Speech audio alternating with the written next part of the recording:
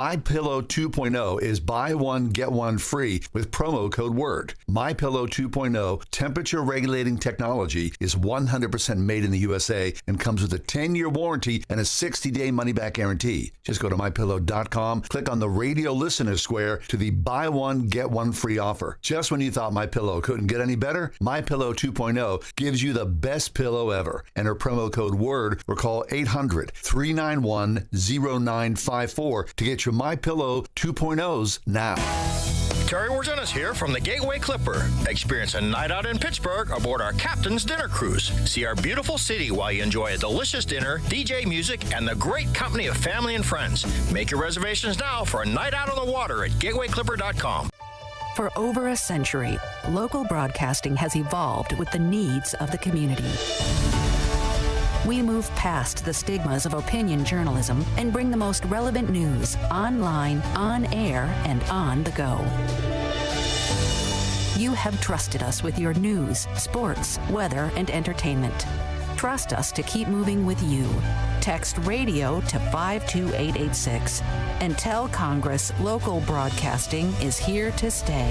Roofing, siding, or remodeling? Want it done right, call doing it right. 724 New Roof.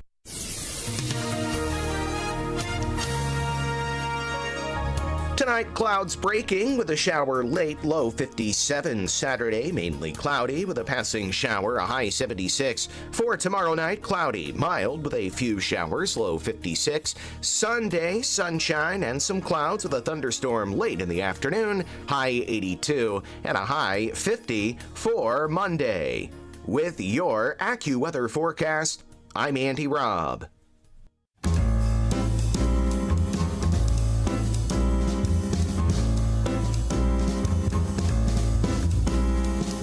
Welcome to another edition of The Ride Home with John and Kathy, live from the Salem-Pittsburgh studios. And now here are your hosts, John Hall and Kathy Emmons. I was going to say happy Friday, but I think it's a foregone conclusion that I think Fridays are happy. Because it's Friday. Right. It is happy. So happy day to you. No, thank you. Thank you so much. John, I'm looking forward to the weekend. Of course you are. Well, before we get started, I want to say thanks to everybody with our recent cross campaign. Very kind, very generous of you, as always. You're so sweet. Excellent. Many children will be happy to know what's coming their way. Yep, that's very true. And, you know, we come to you often with people who need help, communities who need help, and you always, so as kind. our listening audience, are so generous. And so we want you to know how much we appreciate that. So we're grateful that you're back today for a show of regular proportion. A regular proportion? Yes. When women get fitted for a suit. I was like, wow, where's this going? When women get fitted for a suit, do you have a suit size? You mean like a... Like I wear like a 42 long. Yeah. Women's suits are usually dress sizes. So like, you know, 4, 6, 8, 10, Right. 12, 14, 16, Okay, 18, that's a whole other thing now, because my wife complains about the sizing, which means nothing crazy. is standard for women. Well, how can that be? So they make you feel better by giving you a different size? Yeah, or something? or you could, like, I'm one size in one store and I'm another size in another store. It's really dumb. It's super dumb. Yeah. But most women don't buy suits. Most women, if they're buying it, they would buy a jacket on their own and a pair of pants. Unless you're Hillary Clinton. You're going to buy a pantsuit. Which was a terrible fashion Have you had a mistake. pantsuit? You ever worn? I have multiples. Many. Oh, yeah. I've seen you in Pantsuit. pantsuits, I right, love a pantsuit. Yeah. You But love a pantsuit. I love a pantsuit, but what you're wearing, the shirt, cannot be the same color. It's such a terrible idea. And, you know, No, it is. I mean, it you just know, is. everybody's no, it got is. their Just fashion say it. sense. No, it's just bad. Everybody dresses the way they want to dress. No, she just dressed badly. Right. Sorry. Anyway, sort of ran down that. I'm sure I'm just she's- wondering about suit. How did I get on the suit size? I don't know. I don't You either. asked me about if when women buy suits, and I was like, wow. I don't know what Women that don't means. buy suits. Anyway, let's roll that back, okay? Is it too early for me to tell you? Tell me what? Your weekend has begun. Fabulous. Thank you. And you too, sir. That's right. You out there, 7 minutes past the 4 o'clock hour on a Friday afternoon. At least in this little corner of the world, as hot as it is, all is right and well. It's a little too hot too fast. I'm not, I feel like Please don't. I know. I'm not trying to be difficult to please. Good. But I'm just saying that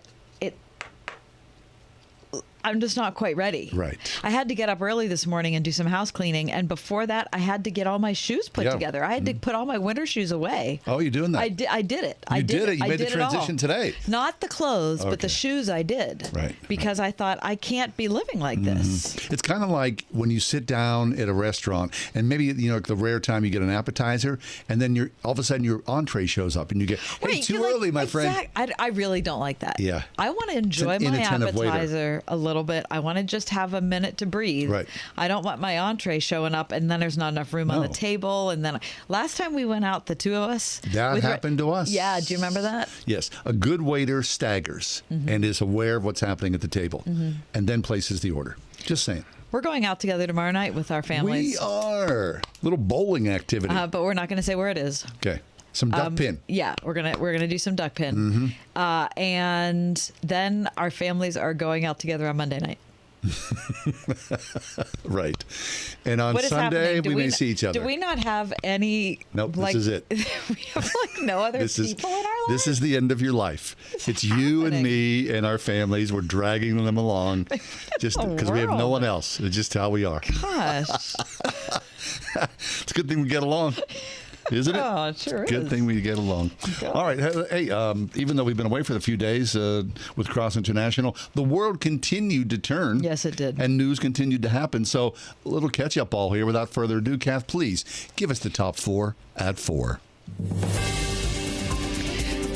It is Friday, April 14th. It's April 14th already. Very nice. 2023. Very nice. It is nice. Better than what January. What does that even mean? Very nice. Number 1. Abortion pills have dominated headlines in the past week, but according to today's New York Times, until recently, relatively few Americans were familiar with the concept of medication abortions, even as the use of pills like mifepristone, which is hard to say, has surpassed surgical procedures as the most common method to terminate pregnancies. Medication abortions, which typically occur early in pregnancy, accounted, John, for more than half of all abortions in the U.S. as of 2020. That's up 40% from 2018. Two conflicting rulings on mifepristone, the first pill in a 2-drug regimen used to terminate pregnancy, have put the long-term availability of the medication in limbo.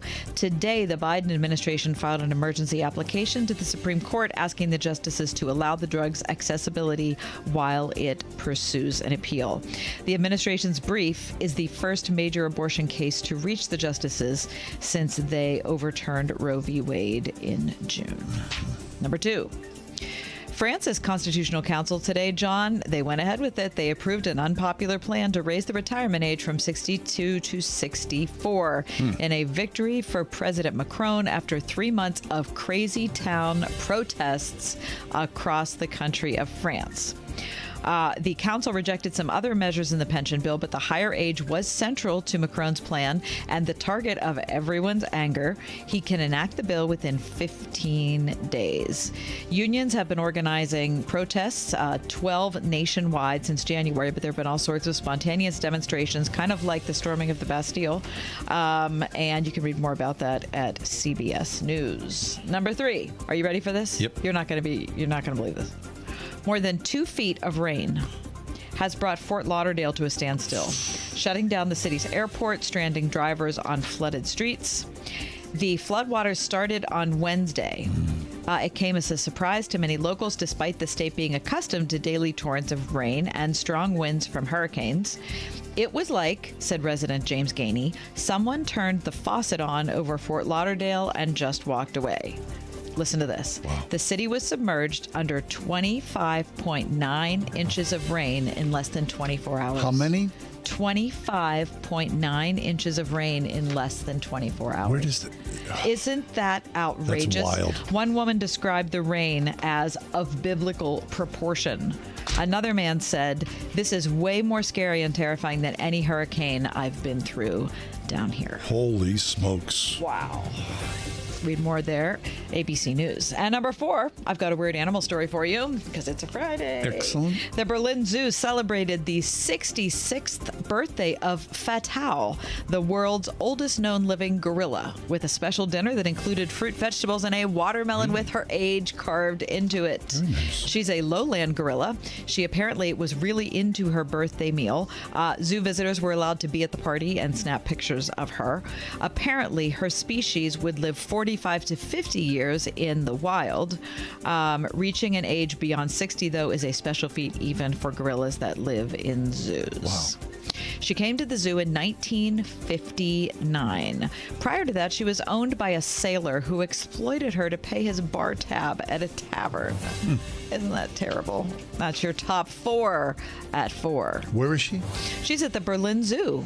66 years old. Yes. I wonder how old that is. Like, is there such a thing as gorilla years? She has a no, it didn't say anything except that it's 10 years older than she probably would have lived if she was in the wild. Right. She has her own pen now that she is elderly. She doesn't have to be in a pen with the other gorillas. Probably sleeps a lot. Do you Well, think? you don't. Probably sleeps a lot. What do you mean sleeps a lot? You don't know anything about Fatau. I'm a person of a certain age. She could be vibrant. She might just go. She could be hyperactive at this stage. I doubt it. You don't. You know how things You are. don't know Kat, about her. When you get older, you want to sleep a little more. You know And that. in sports, Ron Hextall, Brian Burke, and Assistant General Manager Chris Pryor all out with the Pens. All right. Or Okay. all out from the Pens. All right, so let's go Bucks.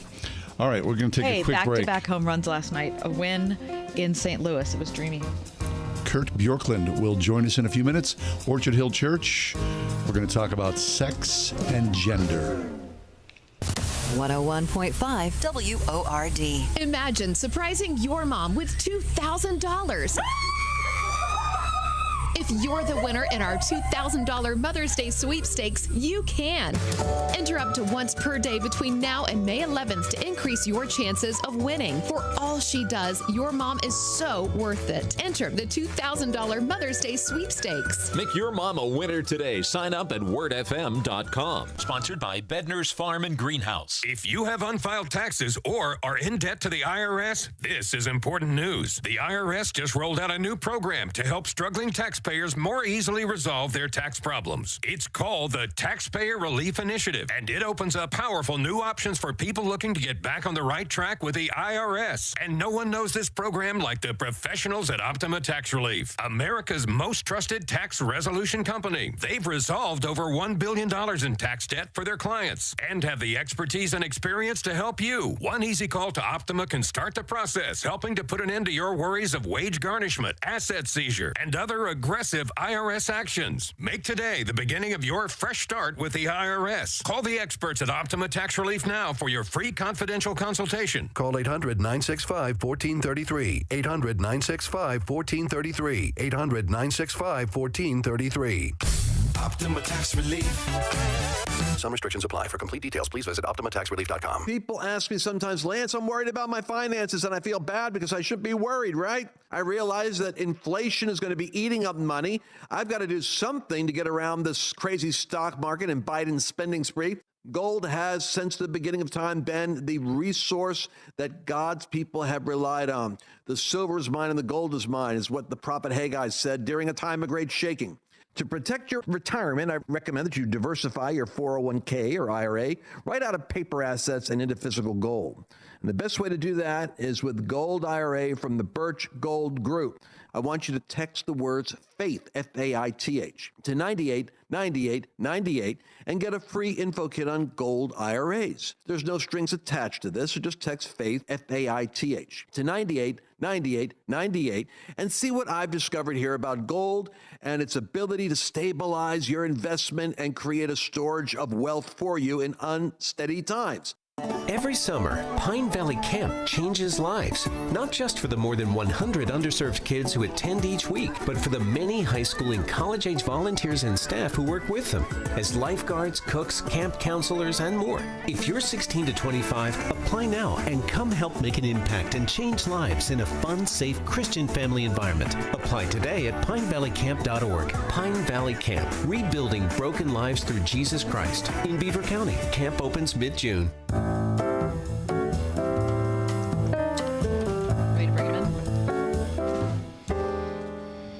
time for the Reverend Kurt Bjorklund. Mm-hmm. We haven't talked to Kurt in a while.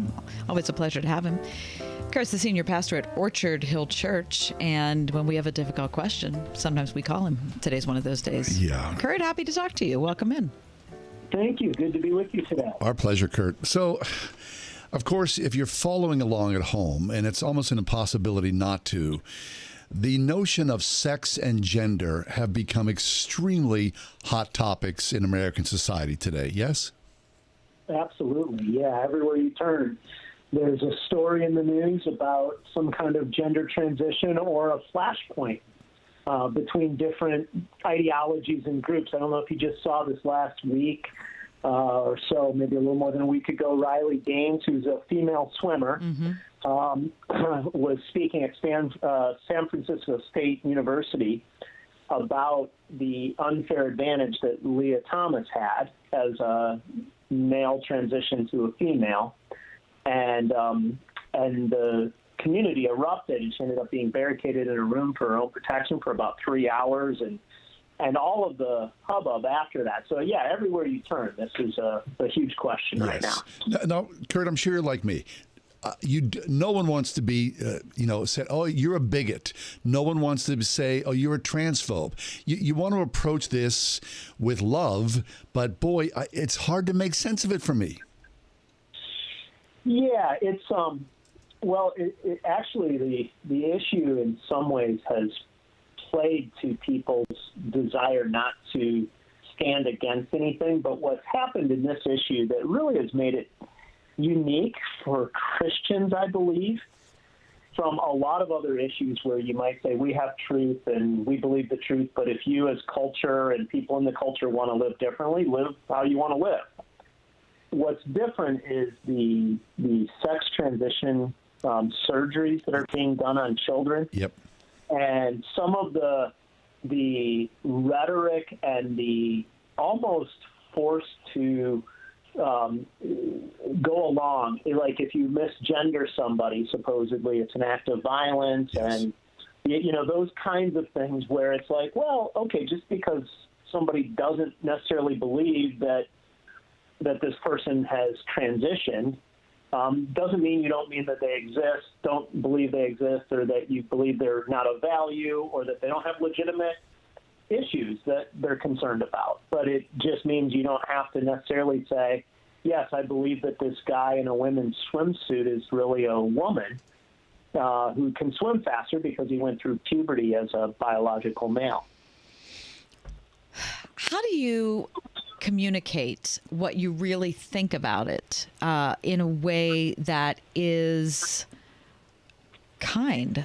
I guess I react badly. I react against what I see online, especially on Twitter, or what I see in a lot of talk radio, which is just a bunch of really opinionated people who are really mad as heck and they're not going to take it anymore.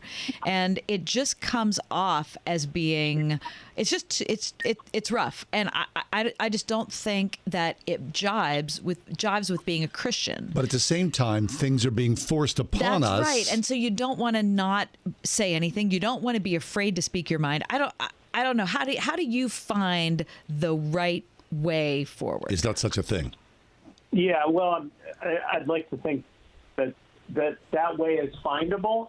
I think what makes, again, this issue hard is the way that it's being framed, and that it's harder and harder to not say something that is offensive simply by saying, I don't believe that this category is legitimate. If you say that, you are considered a transphobe in this day and age. Right. And so even just saying something like I believe that the Bible teaches that God created male and female, that it is not a gender versus sex distinction, but there's one category and God created. I mean, that's such a simple verse right at the beginning of the Bible, very clear.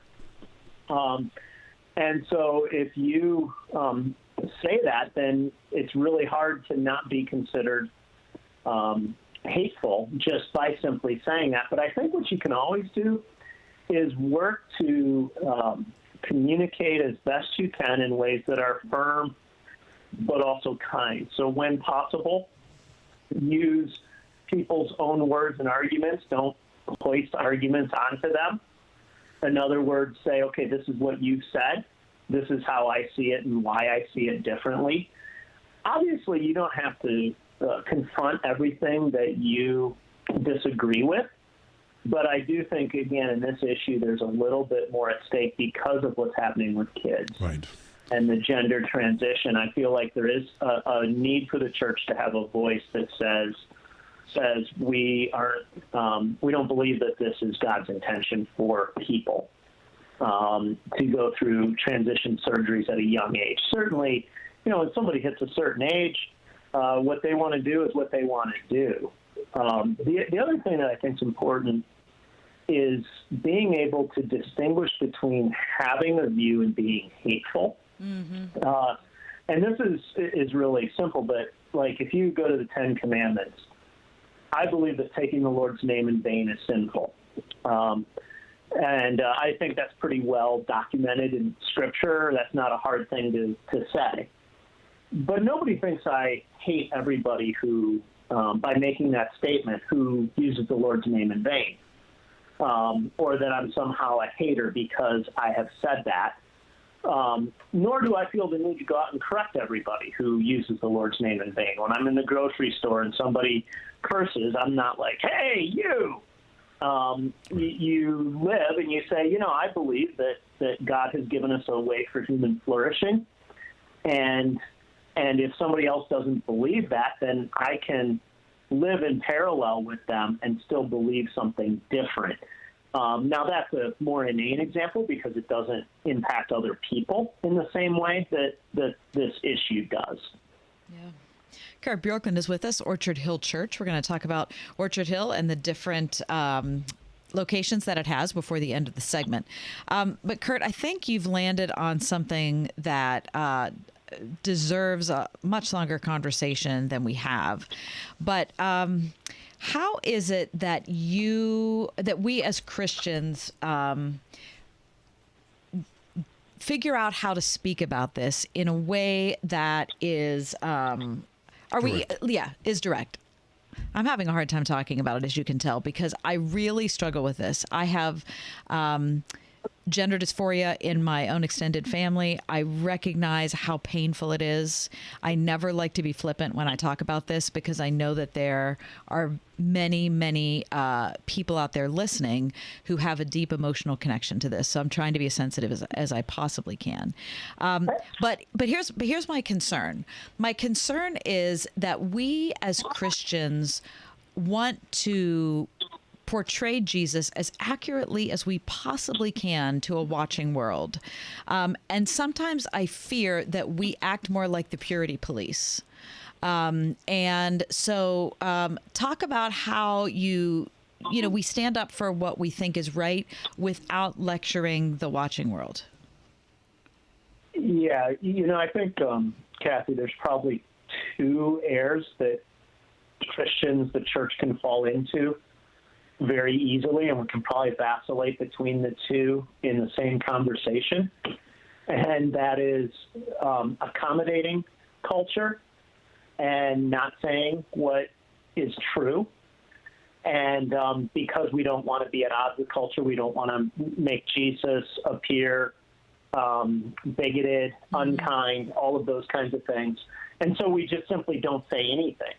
And then the second would be what you're talking about, which is where you become so enamored with trying to speak truth that there's no love, no compassion, no sight of individuals. And I think you always have to be willing to see people, know people, talk to real people who hold the view. Mm-hmm. Most of the people who end up with really strong rhetoric don't have a lot of strong relationships with people who don't think like them. And it's more comfortable sometimes to be cloistered with people who only see the world the way you see the world. But when you're with people who see the world differently, it does bring compassion to the fore. in the way that you speak. And so I think both need to be there. And you know, one of the challenges with this issue is in many ways this is an outworking of the broader issue of gender inside the church and in the culture. And what I mean by that is it fell out of fashion 30 years ago to say that there was any distinction between men and women, period. However you work that out in your ecclesiology or in your home life. And now we're shocked that a whole generation is coming along saying there's no distinction between you know, kind of what a male and a female is. Mm-hmm. And so in a way, the church's unwillingness to speak to that issue for you know, last several decades has helped land the church in the position that it's in today. Right. I think, Kurt, for a lot of people, this has come upon society, the culture, so quickly that it's just confusing to people. And it also, you know, makes people angry, a little overwhelmed, and you don't know how to engage, especially if you've got kids, whether they're 6 or 16 or 26, you want to be engaged with them. But the fact of the matter is, you know, people 25 and under or 35 and under, you know, they've moved on already. This conversation has lost its steam because the rest of the world's nodding their head. And you and I and Kath and probably a lot of our listeners, we're still clinging to something that society has gone, we're done with this. And, you know, sex and gender are fluid. And so you can continue to complain about it, but we're done with it. Well, that in many ways continues to be the plight of the church on many issues in a society that is increasingly post-Christian. And so I think the church, you know, the church of the 20, 30 years ago, the messaging of the church was largely, hey, believe in Jesus and you can have all the good things of this world and go to heaven too. Yeah. And what's happened in the last 5 years maybe or so is the message is now if you're a Christian, you're bigoted, hateful, and you are somehow, whether or not you are personally, just by ascribing to believing that the Bible is the Word of God, people will assume that that is who you are. Yeah. And so being a Christian in our culture is becoming more anathema than it was even a few years ago. And I think it's going to be harder and harder for Christians to have a positive persona in culture because of the way that these issues, and not just this issue, but several issues, are coming to the front. And it's forcing people to take a position. And so at least my take is that's probably not going to get easier or reverse trend, at least not in the immediate future. And part of it is, you know, it used to be relativism was kind of the predominant milieu of our culture, which is just the idea that, hey, if you do what's good for you, I'll do what's good for me. I don't try to tell you what to do. You don't try to tell me what to do. But somewhere in the last 4 or 5 years, what's happened is everything has changed to be you should believe this position. And if you don't believe this position, then you are what's wrong with the world. Right. And so that's, and as a Christian, some of those positions are correct, and you can hold the position and should, but some of them are incorrect biblically. And so you, if you're going to be faithful to Scripture, are forced to be at odds with the culture on some of those positions. And it's no longer this relativistic, believe what you want, and this, again, becomes one of those issues. Dr. Kurt Bjorklund's been with us from Orchard Hill Church. Kurt, would you talk about Orchard Hill, about the different locations you have and what's going on up there and around there and down there? Well, it's been a great year at Orchard Hill. Just we've really come back and have more people coming than pre-COVID by quite a bit, which has really been amazing. We have a great location in Butler, a great one going in the Strip District, one starting in South Point area, and then our Wexford campus is the original campus. And so, a lot of great things. Building an addition on the campus in Wexford. Just moved into a new location in South Point. A lot of great things happening. Fabulous. Well, Kurt, it's always a pleasure. Thanks an awful lot. I mean, you come on and you push into some difficult subjects and conversations, but you always do so with a deep Christ-centeredness. So we appreciate your time here. Well, have a good afternoon. And you as well. Kurt Bjorklund, Orchard Hill Church. Orchard Hill, easily found on the web, Orchard Hill Church. We'll take a quick break. It's our weekly Friday feature. This or that. It's coming up next. Tens of thousands affected by the toxic water at Camp Lejeune are left with death, cancer, Parkinson's, dementia, birth defects, and other serious illnesses. And along with the harm, so many worries. My family drank the Camp Lejeune water. What if our health gets worse and we need more financial help? How do I protect my VA benefits and get the compensation I deserve and need? The answer is simple. Call James Harris Law, the experienced, trusted law firm that can get you significant compensation while protecting all your VA benefits. We're already fighting for hundreds of Marines, families, and civilians who drank Camp Lejeune water. But if you miss the deadline, you could forever lose your right to the justice you deserve. So call our Camp Lejeune legal helpline now. Now may be your last chance to receive full compensation. Don't delay. Call 800-299-7878. That's 800-299-7878. 800-299-7878. Just when you thought it couldn't get any better, Mike Lindell with MyPillow is launching the MyPillow 2.0. When Mike invented MyPillow, it had everything you could ever want in a pillow. Now, nearly 20 years later, he's discovered a new technology that makes it even better. The MyPillow 2.0 has the patented adjustable fill of the original MyPillow, and now has a brand new fabric that is made with a temperature-regulating thread. The MyPillow 2.0 is the softest, smoothest, coolest pillow you'll ever own. Hey, this is John Hall. For my exclusive listeners, the MyPillow 2.0 is buy one, get one free with promo code WORD. MyPillow 2.0 temperature-regulating technology is 100% made in the USA and comes with a 10-year warranty and a 60-day money-back guarantee. Just go to MyPillow.com, click on the radio listener square to the buy one, get one free offer. Just when you thought MyPillow couldn't get any better, MyPillow 2.0 gives you the best pillow ever. Enter promo code WORD or call 800-391-0954 to get your MyPillow 2.0s now. Looking for some extra income? Get competitive pay and flexible hours as a school bus driver with A1 Transit, providing safe, reliable, affordable transportation throughout the tri-state since 1989. Perfect for retirees, this fun family-run company offers free CDL classes and a sign-on bonus. Must be 24 years or older to apply and must complete a background check. A1 Transit in Lawrenceville. To apply in person, call 412-781-6170. That's 412-781-6170. 101.5 WORD-FM Pittsburgh. On your smart speaker by saying, play the word Pittsburgh. And on your phone via the Word FM mobile app, iHeart, TuneIn, and Odyssey. I love living in a rural community where neighbors help neighbors, even if we don't always agree on sports teams, politics, or the COVID-19 vaccines. We all have our opinions.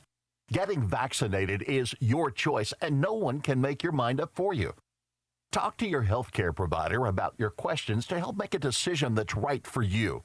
GetVaccineAnswers.org has the latest information to help you decide. A message brought to you by the Ad Council.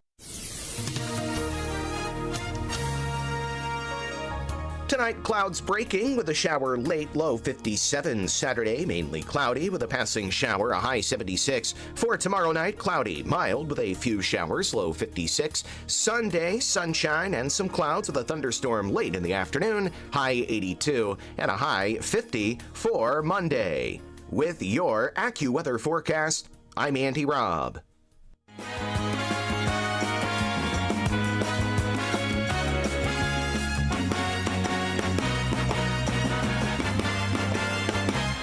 Friday's here. Friday means this or that. It's very simple. Kath has a list of things. So I've got simple. a list. It's incredibly simple. You just choose this one or that one. Mm-hmm. All right. Shall I? I'm ready. All right. Let us begin. The chirping of birds. Mm-hmm. The mewing of cats. I choose the chirping of birds. Oh. It's a lovely sound. It I is mean, a I lovely love sound. cats, Mhm. but it's hard to beat the birds. Dinner at a great restaurant. Dinner on the front porch. Dinner,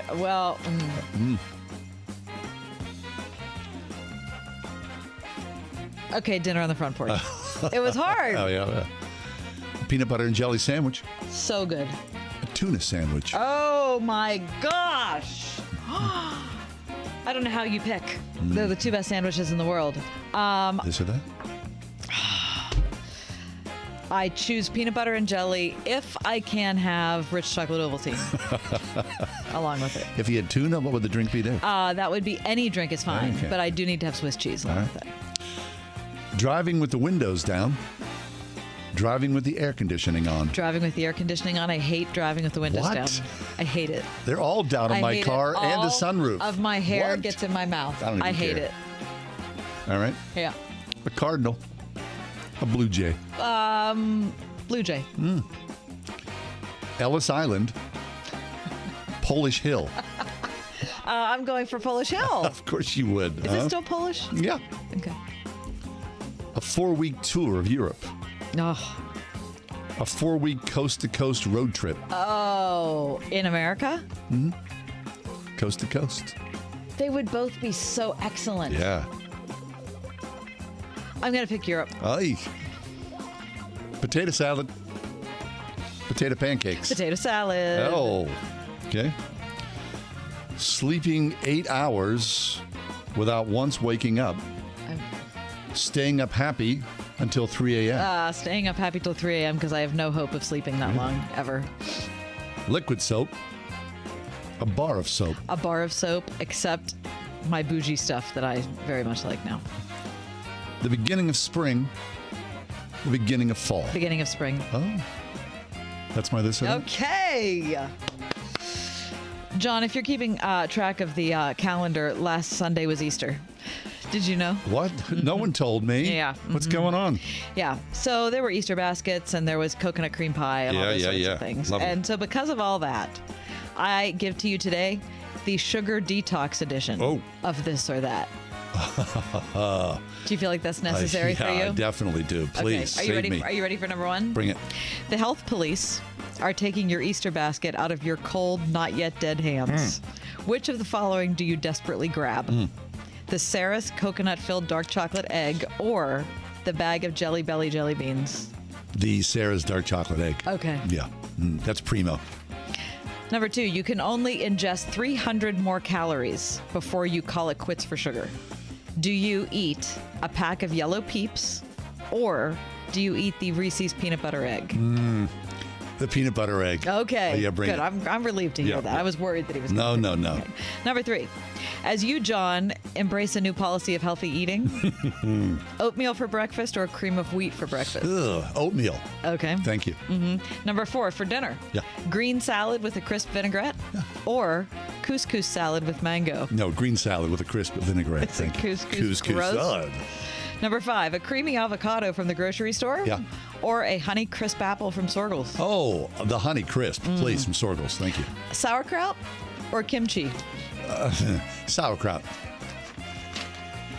Number seven, Ezekiel bread or plain yogurt?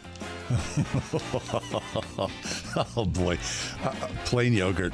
Yeah, That's please. rough. It is rough. Yeah. How's the Ezekiel bread? You don't like that? No, it's so, yeah. Number eight, kefir or Vegemite? They're the worst.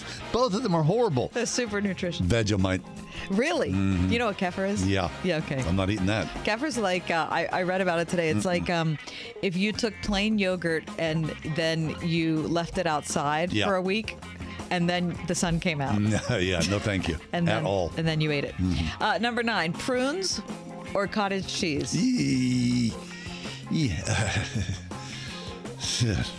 Prunes. Okay. Wow. That texture of cottage cheese, I can't, it's gagging me. No. Just looking at it? I'll just quickly swallow the prunes. Number 10, farro or barley? Oh, man, this is all horrible stuff. I don't want to eat any. It's the sugar detox edition. Barley. Number 11, liver or sardines? Oh, sardines. Really? Just not in tomato sauce. Why not in tomato sauce? There's something kind of funky about it. Okay. That's all. Cannellini bean Yeah. or kidney bean? Well, kidney bean. Okay. Yeah, I like a kidney All bean. right. Green bean or broccoli? I like them both. This or that, John? Green beans.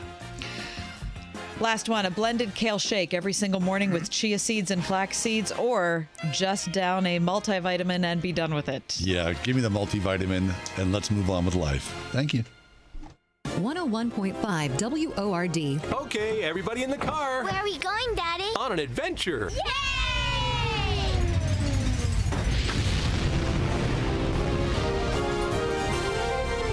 Adventures in Odyssey. It's not just a kid's show, it's a show the whole family can enjoy.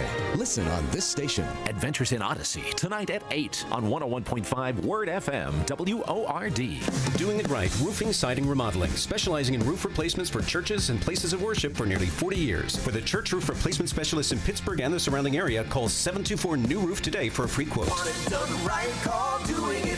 Hi, this is Jason Hansen. I'm a former CIA officer and best-selling author on safety and preparedness. The fact is, things are getting downright scary for everyone who's storing their wealth in the banks. We just saw the collapse of 3 major banks, and I would urge you to consider protecting your wealth ASAP. If even a tiny percentage of Americans attempt to withdraw their savings, we would see a collapse of the entire banking system, sending us into a modern-day Great Depression. Fortunately, there is a way for you to avoid this. It starts with contacting Advantage Gold. If you have an IRA or 401k, Advantage Gold can help convert those paper assets into physical gold and silver. This is the process that I recommend everybody use as a hedge against rapid inflation and to protect your retirement wealth from the banks. Take control of your financial safety today. Call 800-900-8000 to get your free gold investment kit from Advantage Gold. Call 800-900-8000. That's 800-900-8000. Advantage Gold is not an investment advisor or a tax advisor. Consult with your financial advisor before investing. Call 800-900-8000. Cable news. Noisy, out of touch, on repeat. Tired of all the lookalikes? So are we. Salem News Channel is here to change the game. Streaming 24/7, free on your TV with the greatest collection of conservative voices. Home to Dinesh D'Souza, Andrew Wilkow, Brandon Tatum, and more. Like you, we say what's wrong and what's right. Unfiltered and unapologetic. Salem News Channel. We're the answer to the mainstream media. Learn more at snc.tv. Every day is a great day to play around at All About Golf in Butler. The new Ping lineup is here. Stop by the Pro Shop and check out the all-new line of Ping putters and get newly reduced deals on Ping G425s for a limited time while supplies last. All About Golf bays equipped with top tracer technology are open year-round. 8 to 8 daily, rain or shine. Plus lessons for every age and skill level to help you master your game. All About Golf in Butler. Practice, learn, play. Visit allaboutgolfpa.com. Roofing, siding, or remodeling? Want it done right, call doing it right. 724-NEW-ROOF. Hey, ready to go? I sure am. My sleep has been great ever since I started treatment for sleep apnea. Well, nearly 30 million adults have it, including me. Now, let me guess. It was your snoring that gave it away? Oh, yes, it was. And intense snoring is one of the classic signs. Other signs include gasping for breath during sleep and daytime sleepiness. If untreated, the risk of heart disease and stroke increases. I didn't know that, but I'm glad to hear the treatment can help. Certainly can. To learn more about the warning signs, visit defendsleep.com.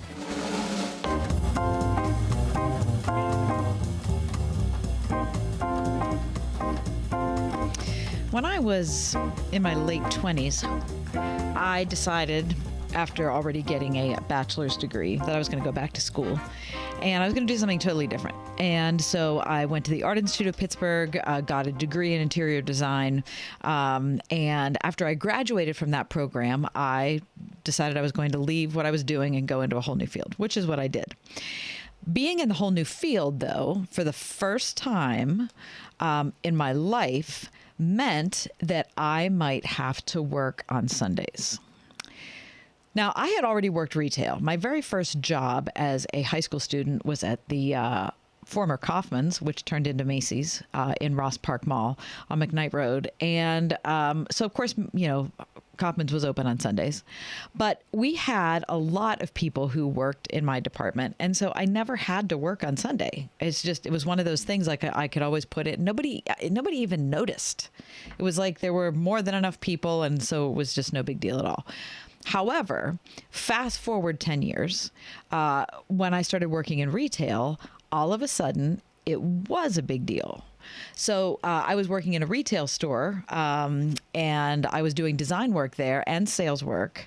And there was a very small group of people that were working at the store. So this was me. I think there were 4 of us who were handling all of the retail work at the store. And So if I were going to not work on Sunday, which is one of the days the store was open, then it was going to actually make things difficult for the other people with whom I worked. So I was really concerned about this. At the same time, though, I had been married probably 6 or 7 years at that point, and it was really important to my husband when we got married that we were going to observe the Sabbath. Yeah. It was a big deal. And he wasn't like super like legalistic about it, but he said, this is a commandment. Like, we have to do this. This is, we really need to make this a priority. And we had. And I had already seen the benefits of it. And so here I am, a brand new job in a brand new career. And right out of the gate, it was, wait, I'm not going to work on Sunday. What do I do? Anyway, so I tell you all this to say that there's an article in the Washington Post today about a Supreme Court case related to a mail carrier in Lancaster County, Pennsylvania, who was happily working for the U.S. Postal Service until they decided to move towards Sunday deliveries. And then he said, well, wait, I can't observe the Sabbath. I'm a Christian. Then it seems a lot to ask that, just because people need their Amazon packages on Sunday, that I need to give up the Sabbath. And so he resigned and is suing the Postal Service for discrimination. Yeah. Good luck with that. I mean, can you imagine suing essentially a government entity? No. I mean, it's a private entity, but it's part of the government as well. Next Tuesday, the Supreme Court will hear arguments in Groff's case. The lawsuit tests whether civil rights law should protect individual religious practice in the workplace in the same way that the law requires accommodations for people with disabilities or pregnant women, even if doing so would burden employers and coworkers. John, you were out of the room when I was telling the story, but when I graduated from the Art Institute and started my career in design, there were only 5 of us that were running the store that I was working in. It was a brand new store. It was a brand new business. And all of a sudden I had working Sundays. But my husband and I had decided we weren't going to work anyway. This example in my own life, I think, can illustrate how murky and difficult it can get. So I had to sit down with everybody, the small group of us that were running that store, and I explained to them what the deal was. And I said, I don't want to work Sunday. And so they were really surprised by that, because all of us, we're starting a small business. We're starting our own thing. Like, what do you mean? Like, you're all of a sudden telling us you're not as invested as we are in this enterprise, and we're not even off the ground. Anyway, it took a lot of conversation, but in the end, the people I worked with were so wonderful about it. But what I had to do is I had to agree to work more hours. Sure, to make up for it. Yeah, to make up for it. Right. Because I would always get Sunday off and everybody else would have floating days off. It was just much more predictable for me, and I owed them. And so I had to work more hours. Right. Which I did. And I did that for 6 years or something like that. So that's out of the norm, right? I mean, the rest of the world would shrug their shoulders and go, what's the deal? Mm-hmm. So my wife went away 2 weekends ago to where the Little League World Series is. Right, in Pennsylvania. Oh.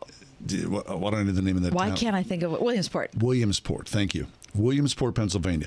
She went to meet her old New York City roommate, and they spent the weekend together. They got a little place. They hung out. They had a really nice dinner Saturday. Sunday, she said the entire town rolled up the carpet and they were closed. The entire town. She said it was shocking. So there are still places in this world, in this country, that do... I mean, remember, you were old enough, the blue laws, right? Mm-hmm. There was a time when we were closed on Sunday. Heck, now we're all happy if places are closed on Christmas. I know. When I was in Europe, right before COVID, everything was closed on Sunday. Mm. In secular Europe, secular Western Europe. Really? There was nothing open on Sundays. So what is that then? Is that just tradition? This is the cultural tradition? Maybe. I don't know. It was surprising to me. Mm-hmm.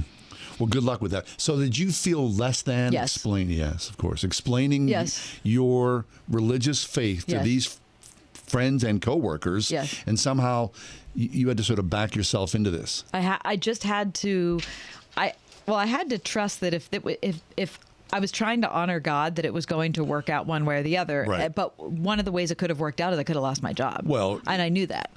You have to know that going in. But today, everything's so cynical. You say, well, this is my religious preference, and they're going to go, people are going to roll their eyes because people have religious preferences for all sorts of nutty things now, right? So Christendom and your preference is one thing. You know, the spaghetti monster religion, that's a whole other story.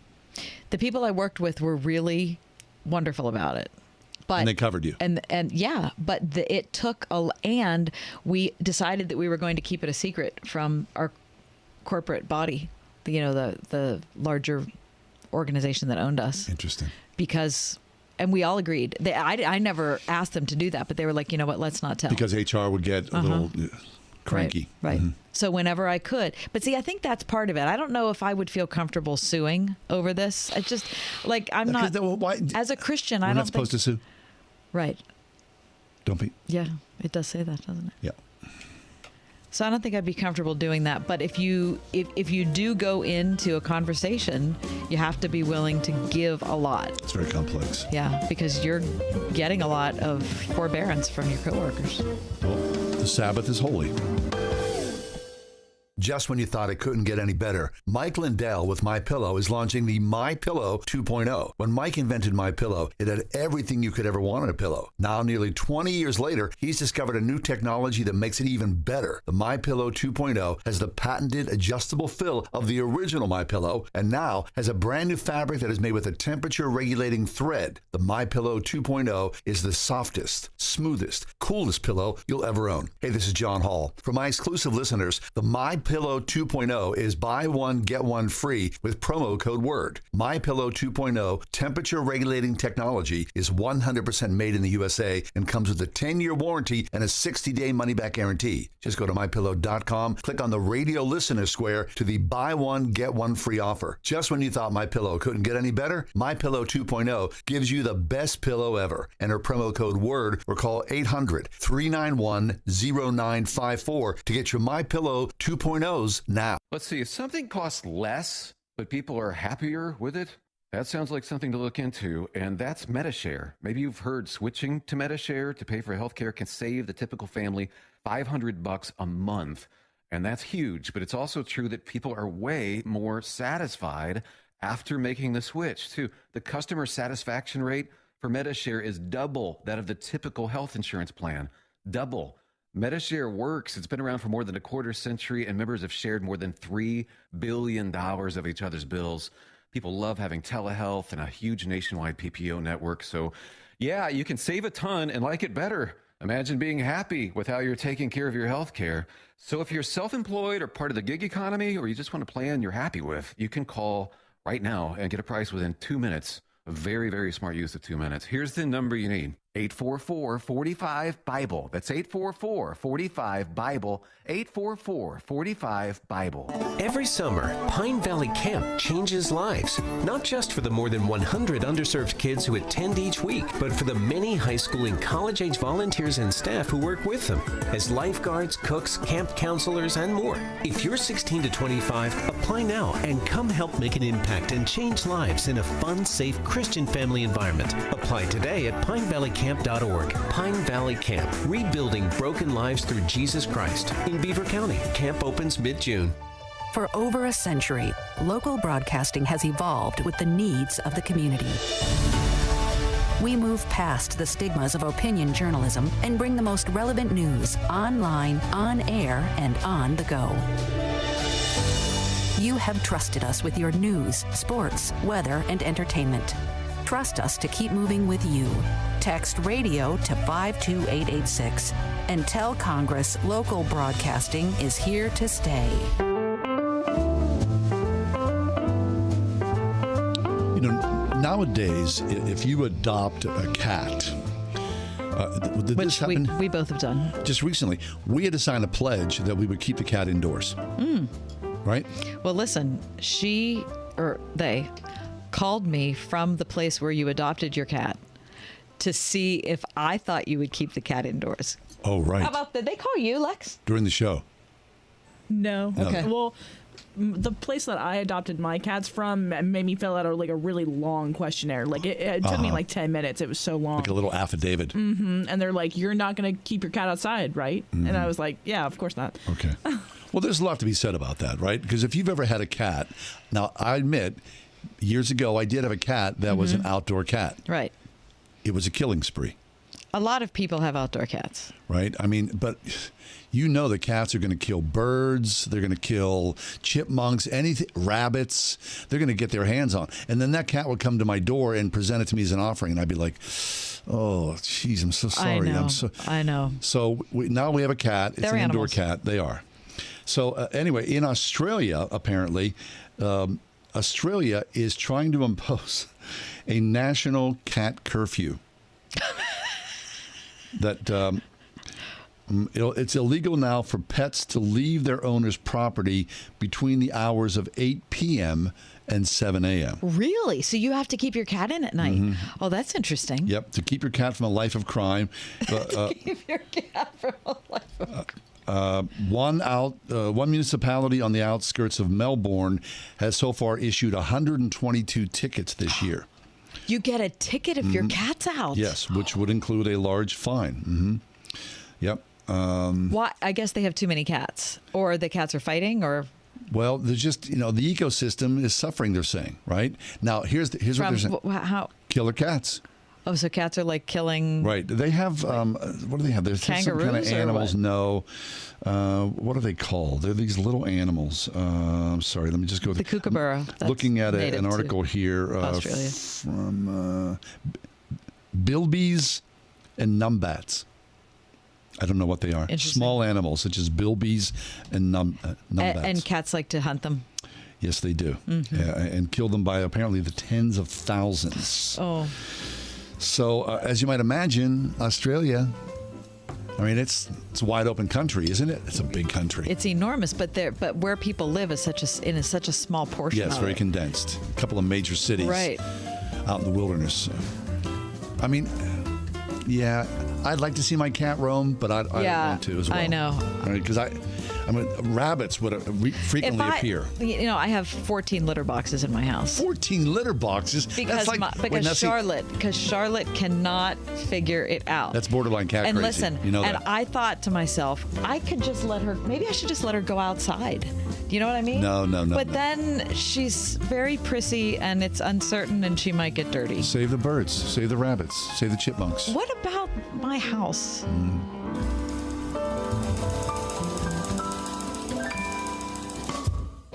Listen on your smart speaker at wordfm.com, the Word FM app, iHeart, TuneIn, and on Odyssey. In your car or at home, too, at 101.5 WORD-FM, Pittsburgh. You have a choice in your health care. With SRN News, I'm John Scott. A Massachusetts International Guardsman has appeared in court, accused in the leak of highly classified military documents. The Guardsman, Jack Teixeira, did not enter a plea at today's hearing in Boston and was returned to detention pending his next appearance next week. He's charged with unauthorized removal and retention of classified and national defense information. U.S. Attorney General Merrick Garland says the Justice Department is serious about combating the fentanyl crisis. The United States government is using every tool at its disposal to combat the fentanyl epidemic. The PRC government must stop the unchecked flow of fentanyl precursor chemicals that are coming out of China. The Justice Department has charged 28 members of Mexico's Sinaloa cartel in a sprawling fentanyl trafficking investigation. This is SRN News. Diabetes, high blood pressure, anxiety meds, everyone's on them. If you're a 50-year-old male, maybe a bit porky, and you may even have type 2 diabetes, $1 million of term insurance may only cost you about $200 a month. Call Term Provider. Speak with Big Lou at 800-333-1750. Big Lou will find a term life policy for you even if you have type 2 diabetes, are overweight, or have high blood pressure. Term Provider has helped thousands of people like you who think they can't afford term life insurance. To buy $1 million of affordable term life for you, all you need to do is call Big Lou at 800-333-1750. Lou will make sure the scales are tipped in your favor. Call 800-333-1750. Big Lou will answer your call and work to fit you into a term life policy that you can afford. Remember, Big Lou's like you. He's on meds, too. Call 800-333-1750. 800-333-1750. In this month of Easter, reflect on the person and work of Jesus by reading the book Man of Sorrows, King of Glory. This is a rich survey of the victory Jesus secured on the cross and the humiliation he suffered. You'll explore his role as prophet, priest, and king and see how he intercedes on our behalf today. Obtain your copy from Truth for Life at truthforlife.org. Studies show decades of increased taxpayer spending per student has failed to improve educational performance. Can't we do better? Pittsburgh's Christian schools say we can. Right now, local Christian schools are offering half-price tuitions for first-time enrollees, like Trinity Christian School in Forest Hills. If you're looking for a safe environment for kids to learn, where character matters and academic excellence is served by highly qualified teachers, consider Christian education. Visit wordfm.com/tuitions. Looking for some extra income? Get competitive pay and flexible hours as a school bus driver with A1 Transit, providing safe, reliable, affordable transportation throughout the tri-state since 1989. Perfect for retirees, this fun family-run company offers free CDL classes and a sign-on bonus. Must be 24 years or older to apply and must complete a background check. A1 Transit in Lawrenceville. To apply in person, call 412-781-6170. That's 412-781-6170. Has your home fallen victim to Mother Nature? Get a free storm damage analysis from Bachman's Roofing. You may never notice the damage from storms, so let the experienced team at Bachman's Roofing provide a free analysis to check for damages from the recent storms. Bachman's is now offering 0% financing and no payments for 6 months. Call 412-744-8390 or visit bachmansroofing.com to set up your free storm damage analysis by May 1st. That's 412-744-8390.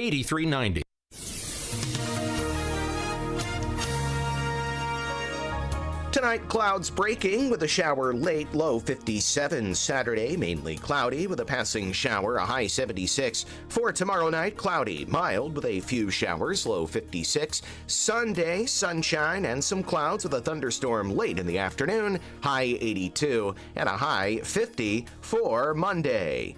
With your AccuWeather forecast, I'm Andy Robb.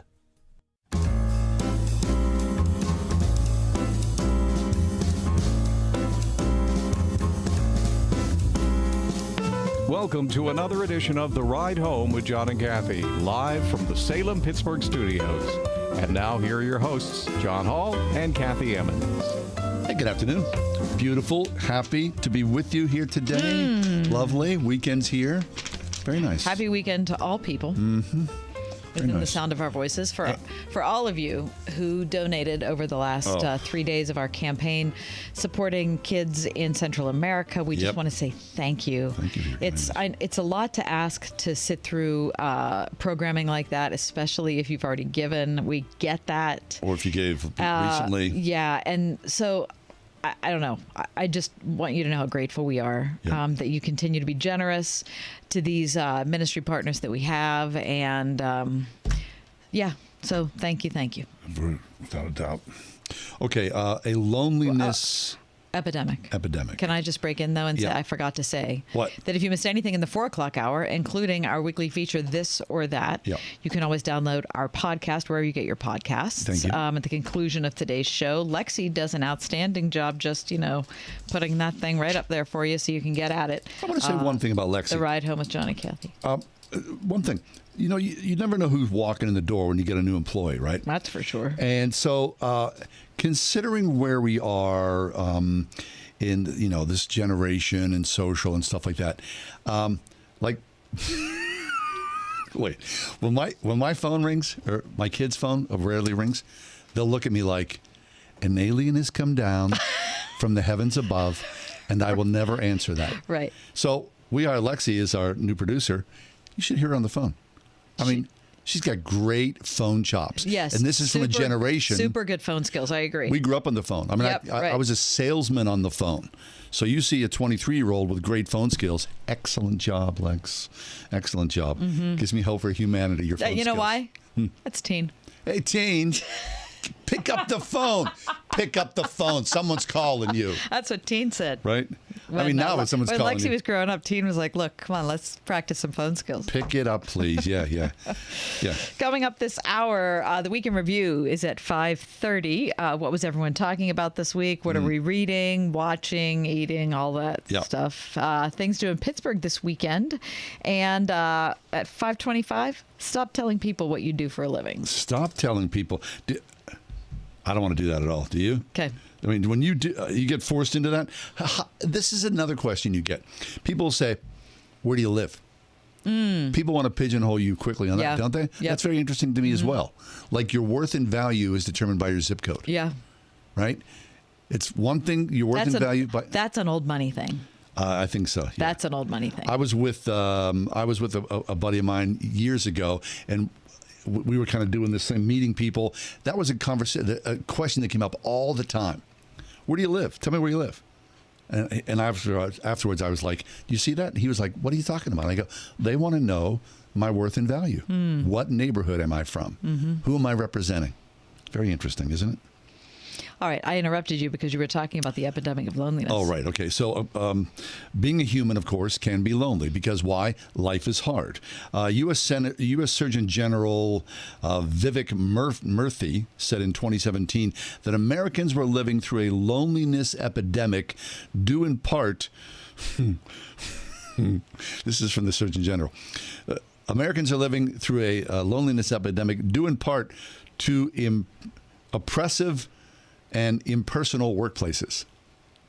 That's rough. Oppressive and impersonal workplaces. Yeah, that's from our Surgeon General. Okay. Then the pandemic hit, and loneliness transitioned from a private embarrassment to a national talking point. Coronavirus precautions sent millions home from work and school. Right. Today, loneliness is down from its mid-pandemic peak, where 25% of U.S. adults reported feeling lonely a lot of the day, according to a Gallup survey. As gyms and offices reopened, 17% of us now say we feel alone. The survey indicates it's better than before, but 44 million people in the U.S. are lonely. It's a problem worth attention. Okay. Have you in your life ever suffered through a drought of loneliness?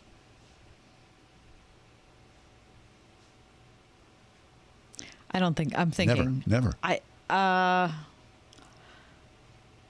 suffered through many droughts of other things. How about, I have to tell you that I have been around a lot of people who have been lonely. No, I just mean I've been around a lot of people.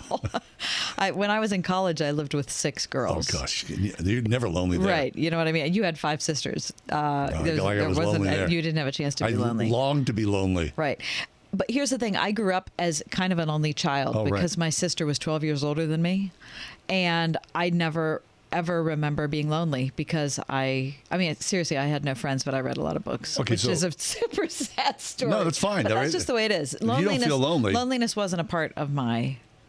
It's not part of my story. Okay, well, I'm reading this and I identify with this. People get lonely after breakups, after moving, or losing soul-crushing jobs. Yeah. I remember breaking up. Yeah. And being lonely because all of a sudden, yes, with the red-haired girl, chasing her down the street. Oh, I mean, being lonely after a breakup because when you're a couple, and then you lose that couple, and then you don't know you don't know who you are. Who am anymore. I? That's the worst. I mean, that's very, very hard. That's scary. I mean, I'm never getting divorced. I need my wife for everything. I mean, you just lose half of yourself.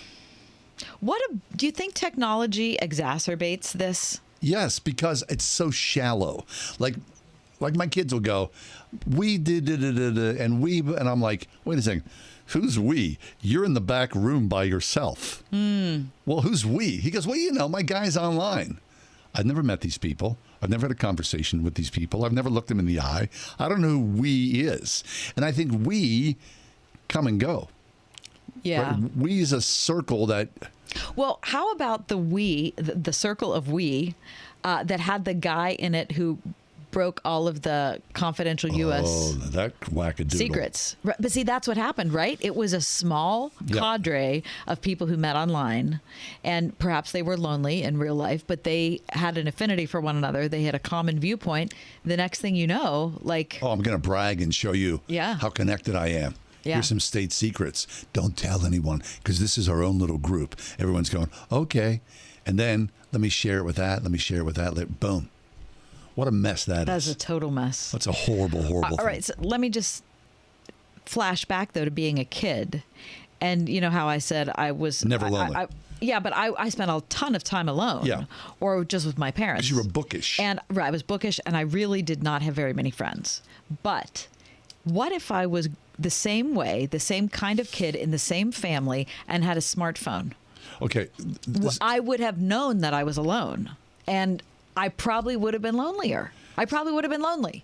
Something happened to me the other day that made me think about this exact thing and about bullying. Because there's a guy that I was friends, this is in quotes, on Facebook with, but I didn't really know him. But through a friend of a friend, he was a friend. You know what I'm saying? Yeah. This guy was virulent anti-Christian. And always posting some stupid, ridiculous meme. And I finally I get fed up. And one day I just kind of went, unfriend. And then... But you didn't do a diatribe. You didn't. No, I just unfriended. Parting shot, nothing. But he's also an administrator of some other page that I belong to. And I was kicked off that page. Because you unfriended him. He kicked you off the other page. Yeah. And I had a little tinge of oh, this is a minor kind of bullying thing. This is what happens to little kids or kids when they get bullied. Because I'm like, wait, here's me lying in bed at 4 a.m. thinking about someone I don't know who kicked me off a page that I really don't care about, but it felt important to me. And then I thought about all these little, 10, 11, 12, 15-year-old kids who they get bullied and then they got to show up in school the next day and get crushed on every conceivable angle. Yeah. Isn't that horrible? Yeah, it's horrible. Technology, the more we talk about it, I don't think there's any question. Lexi, do you agree technology makes loneliness worse? I would say so, yeah. Yeah. All right. Well, let's take a break. Yeah. Right? Okay. Let's go. Let's talk about some books. Yeah. All right. Coming up next, our good friend Byron Borger will be with us. Brand new books that are out that you might want to check out. It's The Ride Home with John and Kathy.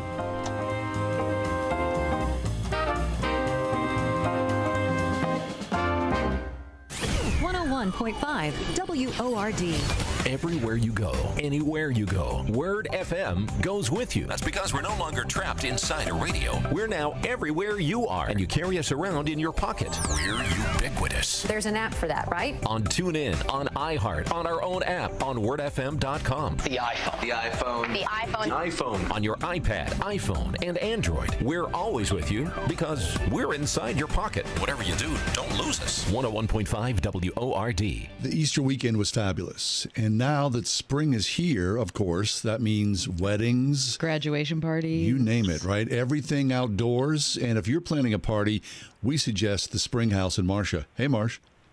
Hi, guys. Hey, yeah, this is a great time of year to start planning for spring and summer parties. We've already had so many on-the-ball moms calling to do their graduation parties. And right now, it's communion time, so we've had a lot of those also. And people are planning showers, baby showers, wedding showers, reunions for the summertime. So this is a great time of year to keep that phone ringing at the Spring House. Keep my sister Jill busy with her catering crew, and they'll help you put together a wonderful menu. If you have a wedding coming up, she'll even do a sampling with you, and she's got, all kinds of great ideas and plans for that. And she's so fun to plan with. She's just like grandma helping you out. And so this is a great time of year to think about catering from the Spring House. Fabulous. No matter what the event, the Spring House can help you to make it perfect. So go online, check them out right now, springhousemarket.com. Thanks, Marsh. Thanks, Marsh. Thanks, guys. We all hear the radio ads about the IRS. They tell you to be afraid, to be scared, and they try to frighten you into calling. I'm not here to do that. Tax Relief Advocates is different. TRA is here to tell you that if you owe money to the IRS, whether it's $5,000, $50,000, or $500,000, we have a solution. It doesn't matter if you're sitting in your car, at work, or with your kids. No matter where you are, call now. 800-575-6745. Don't lose hope. TRA can eliminate or reduce what you owe to the IRS. There is zero risk to you. If we can't reduce your tax debt, then you pay nothing. Our passion is taxes and helping individuals fix their IRS problems. We have a 5-star rating on Google and Yelp and an A+ with the Better Business Bureau. You don't need to be afraid of the IRS any longer. End your tax nightmare today by visiting us online at TRA.com or call 800-575-6745. That's 800-575-6745. Tax Relief Advocates. Real solutions for real people. Today, the fastest growing religion is no religion at all. Do you think religion is good for the world? It only causes troubles and war. This is Kevin Sorbo. In the new movie, Irreligious Nation, my family and I traveled to Israel to explore our faith and how lack of religion is affecting our culture and society worldwide. If God exists, is he even relevant today? Is God obsolete? Watch Irreligious Nation at salemnow.com. salemnow.com. Read anything good? Anything? Yes, I sure am. I just finished Bono's book. Oh, that's right. Yes, 20 hours later of audio listening. Okay, so is an audiobook a book? Yes. Is it? Yes. You're not reading. I have the book, and then I go home and look at the appropriate passages that I like the most, and I Wait, you have the book and the audiobook? Yep. It's like double duty. Yep. That's a real commitment. I know, it really is. All right, you have to really want to do it. Byron Borger is back with us. He and his wife are the proprietors, Hearts and Minds Bookstore. Byron, welcome back. Somebody that reads both the book and the audiobook, man, deserves some extra credit. But that book, Surrender, deserves to be listened to because there's like music in it too, right? It's fabulous. He is such a great storyteller, and hearing it in his voice, Byron, it's just really worth it. But you have to have the book too, because there's so many. He writes beautifully, and so there are things that I want to highlight and remember, and so I'm not going to do that if I'm just listening to audio. So you need A and B. And there's so much about his face. I mean, I expected some, but there's so much about his face. It's a great book, Surrender by Bono. Fabulous. Yeah. Okay, so Byron, is an audiobook a book? I don't know. I'm not getting involved in that. I'm trying to drag you in, my friend. All right. So as the owner of a bookstore, you have always got great selections. You've got a list of books for us. Is there a theme to this book list? Well, yes. I think at least for first. I have a couple I'd like to tell you about, but I want to start with something that is thematic, and it's kind of sad. I think we're friends enough, I can be honest with you. A publisher, a small publisher that has published my own book, is called Square Halo Books out of Lancaster, Pennsylvania. They mostly do books on the arts. One of their primary founders is one of the dearest people on the planet. Her name is Leslie Bustard, and she died today. Oh, I'm so sorry. That's Ned's wife. She's been in hospice. Yep, Ned's wife. And Ned and his daughters have been sitting at her bedside for couple of weeks now, and she passed away this morning at sunrise. So what I'd like to do is tell you she was certainly one of the most joyful people I knew, always smiling. I'd like to just tell you about a couple of things that she has written, Leslie, kind of in her honor, and talk about Square Halo Books just a little bit, a little boutique publisher, really classy, out of Lancaster, Pennsylvania. Thank you. Tell us what Leslie wrote. Well, here's the thing. I might have talked to you about this book before. It is called Ordinary Saints. Yep. I've got a chapter in there, in fact, and it's about how ordinary people glorify God in ordinary stuff. So there's a chapter on raising chickens. There's a chapter on taking naps. There's a chapter on drawing. There's a chapter on knitting. There's a chapter in comic books. There's a chapter in roller skating that's very, very cool. There's a chapter on going to museums.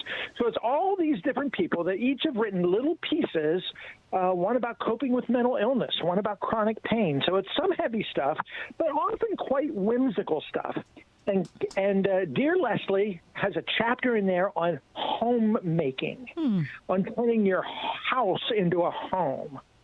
And it is both drawing on some sort of secular sociology that understands the importance of place, some biblical stuff about place, and some stuff about beauty. And it is a wonderful, wonderful chapter. So I just wanted to give a shout out to Leslie for that chapter on homemaking that's in the book on glorifying God in ordinary things. It's called Ordinary Saints, and she has one chapter in there. Doesn't talk about her cancer. She wrote it as she was probably starting to get ill, but doesn't mention it at all. And it's just a lovely chapter on beauty and art and home. Later then, in a brand new book that just came out this week, Square Halo's newest title is called Why We Create. And it's a pretty great book. A collection of essays by a variety of people, most pretty heavy theologians, Hans Boersma and Peter Leithart. Marilyn McIntyre is in there. Yeah, our good friend Marilyn. Marilyn's got a chapter in there. Jessica Hooten-Wilson has another friend of ours, yeah. So it's a great book on sort of thinking about creativity and imagination and the arts. It's put together, Ned published it at Square Halo, but it was kind of compiled by the Anselm Society. Anselm was an old medieval theologian. Anselm Society, which is an arts supportive group out of Colorado. And Anselm, Brian Brown is the editor of that. And he put this book together, and when you know it, Leslie has a chapter in here. It's the very first chapter I read when the book came a couple of days ago. I dipped into it. I didn't know she was going to be in here. And it is about how having cancer made her more attentive. She doesn't know how much time she had to live, so she started kind of enjoying everything, paying attention to stuff, writing poetry, and how she became generative and more creative as things went on. And so this chapter, which is actually about gratitude as the basis for being an artist, being creative and being a writer, you have to be grateful, which means you pay attention to stuff. So that chapter, unlike the one in homemaking where she doesn't mention her cancer, in this one it is all about how a person who has cancer can be creative and generative and sense God's presence in the midst of all things. Byron, say the name of the book again. It's called Why We Create. Very nice. When we go to a commercial break, I will have all these things up on our Facebook page, The Ride Home with John and Kathy, so you can see the books for yourself. Good. Byron Borger's with us from Hearts and Minds, and we invite him on occasionally to talk about his favorite book that he's been reading or working through. Continue on, Byron. We love this. Well, I'll tell you one more about Leslie. Leslie Ann Bustard. It is when it became clear she didn't have too much time on this earth, and she is with Jesus now, and people are rejoicing in that as of today. But a couple of months back, several months ago, they published a collection of her poetry, which was written mostly when she realized she got cancer in about 2020. She got two kinds of cancer, and she started paying attention to things. And like I say, in that Why We Create, there's this wonderful essay about how when you're sick, you can really be creative. This book kind of came out of that. And so it's a book called The Goodness of the Lord in the Land of the Living. And it's selected poems of Leslie Bustard, came out a couple of months ago. There is some poetry about her being sick, about the anxiety and uncertainty of trusting God in the midst of illness, but it isn't all about that. In fact, much of it is not. And what she does, I'm not a brilliant poet appreciator myself, but what she does here for people maybe that don't even know poetry real well is she gives you different kinds of poems, longer ones, shorter ones, many that are inspired by other things like paintings, like one on Renoir or one on Rembrandt. Like she'll look at the painting, Andrew Wyeth, who she loved from Eastern Pennsylvania. She'd look at the painting and then write a poem about it. Or she'd even read somebody else's lyrics, a rock music song or a poem, and she'd write a poem about that. So some of them are short, and some of them are funny, and it is a great little collection. So just to honor Leslie, I thought your listeners might want to know this Central Pennsylvania poet, Leslie Ann Bustard, and the book is called The Goodness of the Lord in the Land of the Living, Christian poetry written by a woman that was dying. Beautiful. We're talking to Byron Borger from Hearts and Minds Bookstore, which is located in Dallastown, PA, or online for those of us that are not in that area. Keep going, Byron. We have about 5 minutes left, so tell us some other books that might be interesting to our listeners. Reading and poetry and that sort of stuff. This is a little heavy, but I know some of your listeners like the deep stuff. This is a book by Jessica Houghton-Wilson, who you say you know. Yep. Really a delightful, smart woman, and her new book is called Reading for the Love of God. I've read it. How to read as a spiritual practice. Yep. Isn't it great? It sure is. And you know what? It's not unattainable. You know what I mean? It's challenging, but it's not overwhelming, and it's pretty short. And it covers all kinds of stuff. I mean, it's sort of theology, sort of spirituality, sort of about public ethics, kind of about the arts.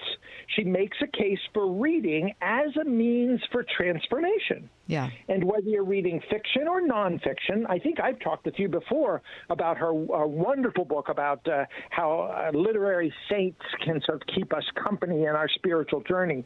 And those were various writers that she viewed as saints or colleagues. This one is how do you do it? How do you read for the love of God? Isn't it something? It's a great book. Yeah, and I like her a lot. I highlight it very, very much. Now, here's another book that's sort of, I don't know, it's not exactly the same. It's more of a contemplative spirituality sort of book, but it's brand new, just came today. I had read the advanced manuscript a while ago. It's called The Language of the Soul. The subtitle is Meeting God in the Longings of Our Hearts.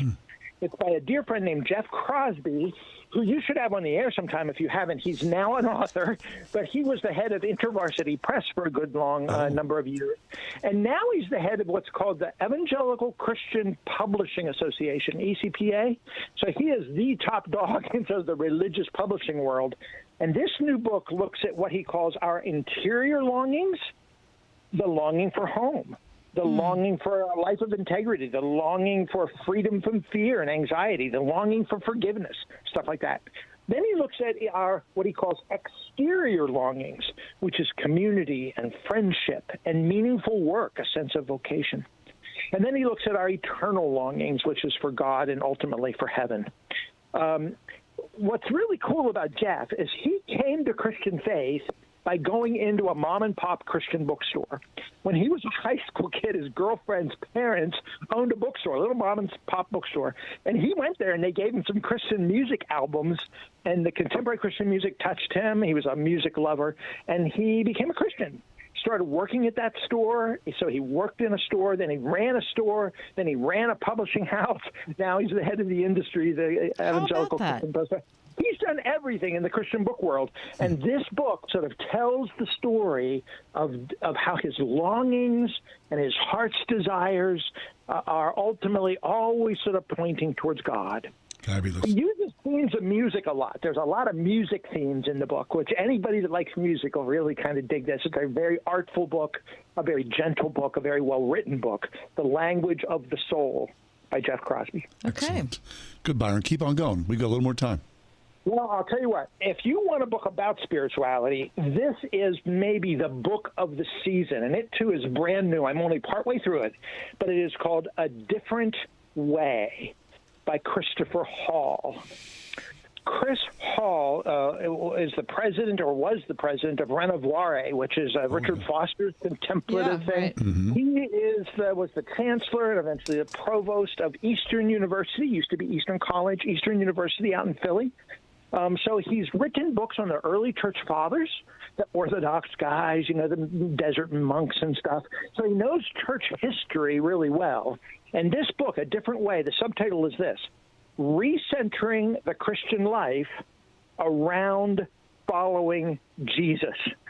How about that? It sounds nonsensical, but this is it. We've got to sort of focus our faith not just on dogma and doctrine, although that's important, or a personal experience or work. It's got to be on following Jesus. And so true, genuine spiritual transformation comes when we find union with Christ, when he works in our lives from the inside out, and spiritual formation and transformation happens in the way of following the Christ. So it's a really neat kind of roadmap to a deeper relationship with Jesus. Byron, as we wrap up our segment, and I'm sorry we have to do that, but, radio calls, tell our listeners about Book Notes. It's a thing I do about every week online. It's heartsandmindsbooks.com is our website, and there's a little tab called Book Notes. And at Book Notes, I just review books like this, just highlighting things, citing what I think is important, talking about new books, not always religious books, but quite often. Often books that you don't necessarily see in every Christian bookstore, maybe some things a little off the beaten path, but they're books that we believe are important. We talk about them, and it's free. So you can read our Book Notes, and then everything we review at Book Notes is usually on sale, too. So we send out books all over the world. Fabulous. Well, Byron, we're fans. You and Beth do excellent work. Please keep going on. Well, do we have time for one more? Sure. Last one. Beth Moore's All My Knotted Up Life. Is it good? It is the best memoir. It is so entertaining and powerful and important. She is a hero. I kind of liked her before, but now that both Beth and I and all of our staff have read the book, we just think she is amazing. Wonderful. It is a very, very well-written memoir. Isn't that wonderful? She's my good friend, Byron. Did you know that? I did not know that. Really? Not really. Well, here's the thing. She's my good friend, but I'm not her good friend because we've never met. She doesn't know that. Okay, she's my good friend, too, then. Yeah. Okay, good. She thanked me for my review of Book Notes. That's See? cool. Perfect. Excellent. Yeah, see? Byron, always a pleasure. Thank you so much. You guys are great. Thanks a lot. You're the best. Heartsandmindsbooks.com. Byron Borger, Dallastown, PA. Him and his Beth. It's a book shop extraordinaire. Sure is. Check it out online. Heartsandmindsbooks.com.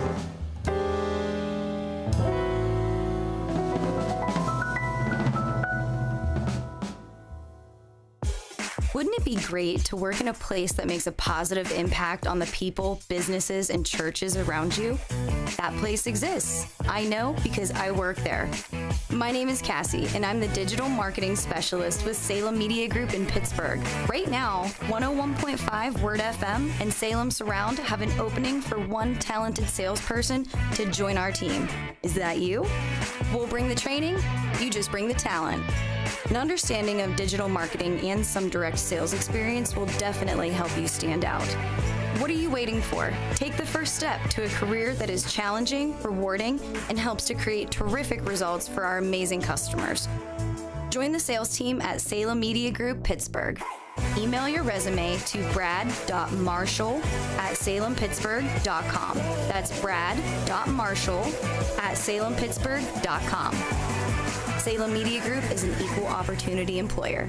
Just when you thought it couldn't get any better, Mike Lindell with MyPillow is launching the MyPillow 2.0. When Mike invented MyPillow, it had everything you could ever want in a pillow. Now, nearly 20 years later, he's discovered a new technology that makes it even better. The MyPillow 2.0 has the patented adjustable fill of the original MyPillow, and now has a brand new fabric that is made with a temperature-regulating thread. The MyPillow 2.0 is the softest, smoothest, coolest pillow you'll ever own. Hey, this is John Hall. For my exclusive listeners, the MyPillow 2.0 is buy one, get one free with promo code WORD. MyPillow 2.0 temperature regulating technology is 100% made in the USA and comes with a 10-year warranty and a 60-day money-back guarantee. Just go to MyPillow.com, click on the radio listener square to the buy one, get one free offer. Just when you thought MyPillow couldn't get any better, MyPillow 2.0 gives you the best pillow ever. Enter promo code WORD or call 800-391-0954 to get your MyPillow 2.0s now.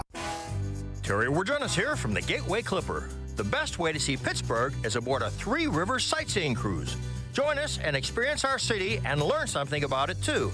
Sales weekends in April and May. Visit gatewayclipper.com for tickets. For over a century, local broadcasting has evolved with the needs of the community. We move past the stigmas of opinion journalism and bring the most relevant news online, on air, and on the go. You have trusted us with your news, sports, weather, and entertainment. Trust us to keep moving with you. Text radio to 52886 and tell Congress local broadcasting is here to stay. Ask Alexa to play the word Pittsburgh to hear us there. We're on your Google speaker, too. Plus iHeart, TuneIn, and on Odyssey. 101.5 WORD FM, Pittsburgh.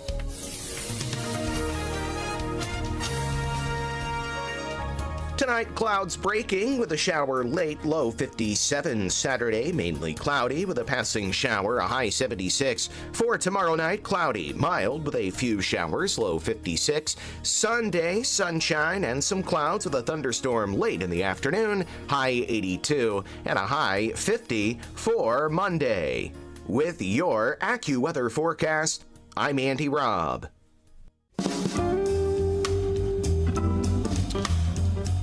Go to a party or you meet somebody for the first time, generally and quickly, the question comes up, what do you do for a living? Mm-hmm. Right? That's kind of like asking about the weather, isn't it? It's a conversation starter. Well, I saw an article in today's Wall Street Journal, stop telling everyone what you do for a living. Their assessment is this, that in countless moments far from the office, many of us are still our jobs first. Yeah. And so the Wall Street Journal is saying, you are much more than how you make a living. Uh-huh. So how do you turn the conversation from me to something broader, something wider, something more engaging in a way? How do you feel about that question? What do you do for a living? I think the question's fine because it's an easy way to get started in talking to somebody. I understand what they're saying. You are not your job. Right. I get that. I appreciate the sentiment. But in practical conversation, when you're trying to be nice to somebody or you're trying to... You're expressing interest. Or you're stuck together and you need to kill time, like whatever it is, what do you do is... Yeah, but doesn't it quickly become like a status competition? I don't think it has to. I mean, it can be. Okay, but if you're not going to play the game, then it's not going to be a game. If you don't care, if that person cares, well, who cares? Why does that matter? Well, there's more to you than your job, right? Obviously, Yes. more than your life. So, I mean, for me, it always makes me uncomfortable because then all of a sudden it becomes about you, and you don't want take the focus off yourself and put it on the other. I don't want to have a conversation about me all the time. Do you? Heck, we talk about us on the radio. No, but what about you asking somebody else? It doesn't have to be somebody asking you. What if you ask someone what they do for a living and they're embarrassed by what they do for a living? What if they go, well, I only do this, and they feel bad about themselves? I have never had that. You've never had that experience? I've never had that experience where I've asked somebody that question and they've been embarrassed. Never. Really? I never have. See, I have. Okay. And it's like an uncomfortable kind of thing. How often does that happen? I don't know. I think that's a shame if you're embarrassed about what you do. What if you're unhappy with what you do? Well, that's a whole different You're thing. right, it is, yeah. Right. It's not the same as being embarrassed. Embarrassed or unhappy. Well, you're uncomfortable with what you do. Well, then, but people are just trying to use some manners and make a conversation. To get it through. So how many things are we going to do to make that more difficult? Well, I'll tell you one thing you shouldn't ask them about is what they do for a living. Well, okay, I'm running out of ideas here. Listen, they. Hey, he, him. Right. What do you do for... I'm not going to ask you. Yeah, you can't. It's that's verboten as well, right. I guess. And then we can all be more isolated and more lonely and angry because we can't figure out a way to have the simplest conversation with somebody on a bus. I'm embarrassed. Stop it. Coming up next, we'll see how embarrassed you get. So we can review. What were we talking about this week? What? Reading, eat. What did we get hacked listen off to? about? What are you mad about? Don't get hacked. No, we'll Okay? talk about it next. It's Friday, for goodness sake. Friday edition. The ride home. 101.5 WORD. Hey, Mom, what's for supper tonight? If you hear that question in your house, we can help you come up with some scrumptious answers. Oh, Taste and See is our weekly email foodie magazine filled with delicious, healthy recipes for every palate, every budget, and every occasion, delivered right to your inbox. Subscribe to Oh, Taste and See foodie magazine absolutely free. Subscribe to any of our newsletters at wordfm.com/subscribe. Execution's 11 p.m., but he's trying to convince us he's gone insane. Therefore incapable of being executed. On April 14th. Edward? I'm not Edward. I'm a demon. In the vein of C.S. Lewis's Screwtape Letters. I think it's time we tell you what it is that we'd like you to do. becomes nefarious. Rated R. Under 17, not admitted without parent. In theaters April 14th. What shall we do with the broke propeller? What shall we do with the broke propeller? Don't look at me, I wasn't driving. Thank you, you're not helping. I don't even know why you bought this boat. You told me that you loved this boat. That was before you wrecked the boat. Well, now you've made it awkward. Accidents don't just happen in sea shanties, so Progressive Boat Insurance has you covered. Take as little as 4 minutes to see what you can save at Progressive.com. Progressive Casualty Insurance Company and affiliates. Covered subject to policy terms and not available for all boats or in all situations. Lots of channels, nothing to watch, especially if you're looking outside of big corporate control. It's time to interrupt your regularly scheduled programs with something worth watching. The new Salem News Channel. Straightforward, unfiltered, in-depth insight and analysis from the greatest collection of conservative minds, all in one place. SNC is home to Dennis Prager, Mike Gallagher, Sebastian Gorka, and more. Watch anytime on any screen. Free 24/7. Find what you're looking for at snc.tv. Every summer, Pine Valley Camp changes lives, not just for the more than 100 underserved kids who attend each week, but for the many high school and college-age volunteers and staff who work with them as lifeguards, cooks, camp counselors, and more. If you're 16 to 25, apply now and come help make an impact and change lives in a fun, safe Christian family environment. Apply today at pinevalleycamp.org. Pine Valley Camp, rebuilding broken lives through Jesus Christ in Beaver County. Camp opens mid-June. It's been another week. That means it's time for John and Kathy's Week in Review. What was everyone talking about this week? The document leaked by a 21-year-old nitwit. Who was just like hanging out with his gamers and the National Guard, and now decided. I just can't believe someone in his position of his age. You have access to that. It's just crazy. I mean, these are like supposedly top secret. I know. It's just like an open book. It doesn't give you a lot of confidence in the government. So first off, we had the top secret documents in Trump's closet. Yeah. Then we had them in Biden's, in the back of his car. Garage somewhere. They were in his garage. This is that stuff's small potatoes. Right, exactly. So what is going on? Where's my state secrets to share? What the heck? What was a conversation that made you think? Okay, this was weird. I love this a lot. I was in line at the grocery store 2 days ago, and I didn't see this. This happened, and I intentionally looked away because a couple of cashiers down, somebody stepped forward, and in a large voice, he wasn't yelling, but it was just a large voice, and he was engaging with the cashier in this kind of like banter, and it was big and joyous. Oh, it wasn't angry. No, it was fun. And the guy, at first I kind of thought, oh, this guy's just kind of like, one of those BS kind of guys, just But he was so fun and engaging the cashier. I intentionally looked away because I didn't want to see the guy. I just wanted to listen to the conversation. And I thought about it every day since. He was just a funny, bright, joyful, engaging guy. He had nothing really big to offer, but his energy. His energy changed. I don't know how many people were in that checkout area, 15, 20, because as he walked out the door, again, I didn't want to look at him, but I looked at everybody else. Everybody was smiling. How about that? Somebody did hardly anything and changed the tone of the room. Remember the checkout line in You've Got Mail? What happened there? Are you shaking your head, Lexi, like you've never seen You've Got Mail? I'm sorry. I've never seen it. I'm sorry. I can't. We need to discuss this later. All right. Post-Thanksgiving. Do you remember Tom Hanks in the checkout line? Yes. Thank you. Okay. Conversation that made me think. I was in Carnegie Library yesterday in Oakland. Oh. Yes. And I went in to pick up a book, and I wanted to sit down and kind of check it out before I took it out the door with me.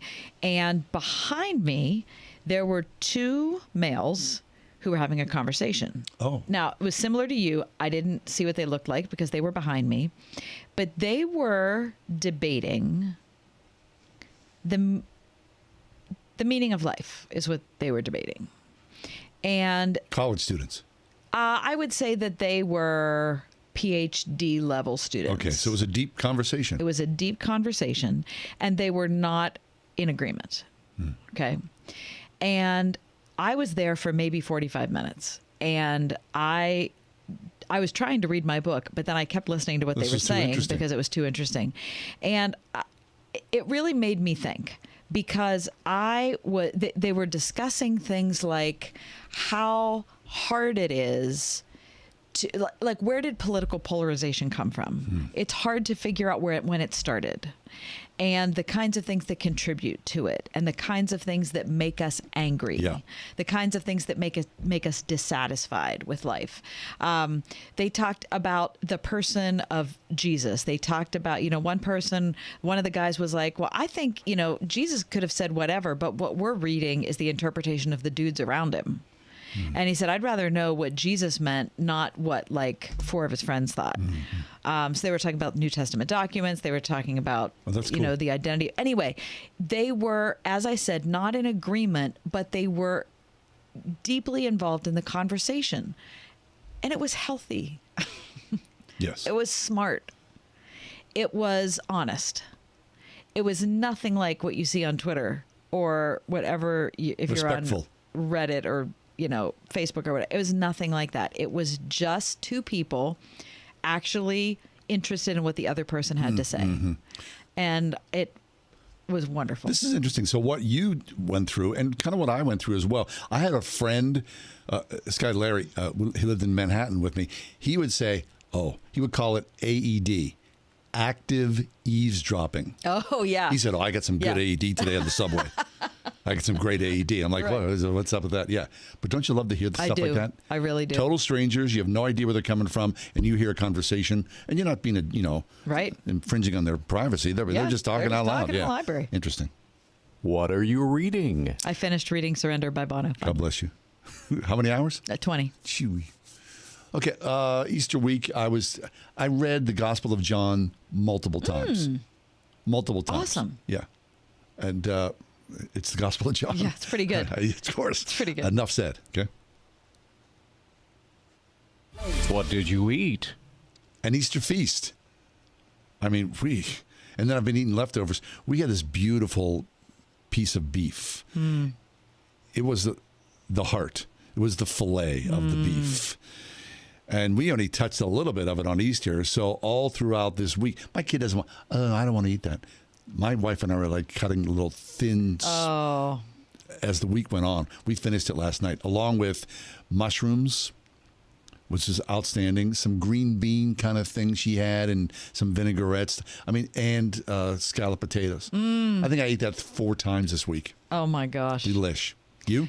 I had what we call after Easter kielbasi. Oh, there you which go. I've had ever since I was a kid. 1 length of kielbasi, already cooked and cut up, into a casserole dish with homemade applesauce. Nice. Half of an onion, and you cook it for an hour in the oven, and you serve it with buttered pasta. Sounds good and to me. it's the total bomb. What did you watch? I imagine, Kath, I'm watching what you're watching, which is Pirate Baseball. It's so good. Because baseball's back. It's so good. Back-to-back homers last night. I loved it. But I'm watching The Lincoln Lawyer on Netflix. Are you? It's so great. Lincoln Lawyer. It's my second time. It's great. What hacked you off? Marjorie Taylor Greene. And all the troublemakers, all the nitwits like her, the pretend lawmakers who tweet their life away. They're a quarter of an inch deep and 55,000 miles wide. I can't believe it. Moronic. Honestly, it is absolutely. It makes you dumber reading it. It sure does. What hacked me off is also something online, which is the denominational disputes that go on, especially on Twitter, are not what I heard in the museum or the library yesterday. It is. I can't understand why people are so cynical, so dismissive, so ridiculously polarizing in how they express themselves online. It's so dumb. It hacks me off.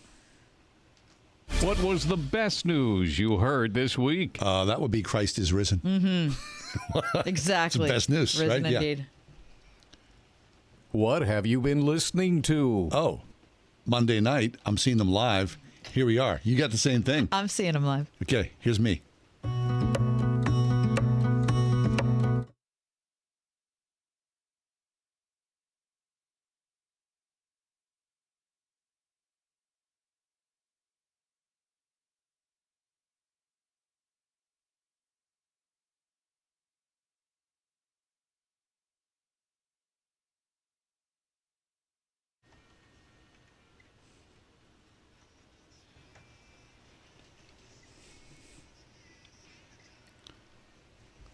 Okay, so that's Nickel Creek.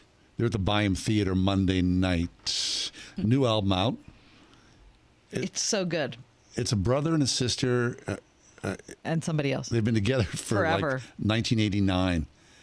Chris Teal. And I mean, just fabulous. Mandolin, guitar. The vocals are soaring. Just so beautiful. Three people. Mm-hmm. What are you listening to? But that wasn't what I was listening to this week. What? No, I wasn't. I'm excited about the concert, but I am listening to this instead. Okay.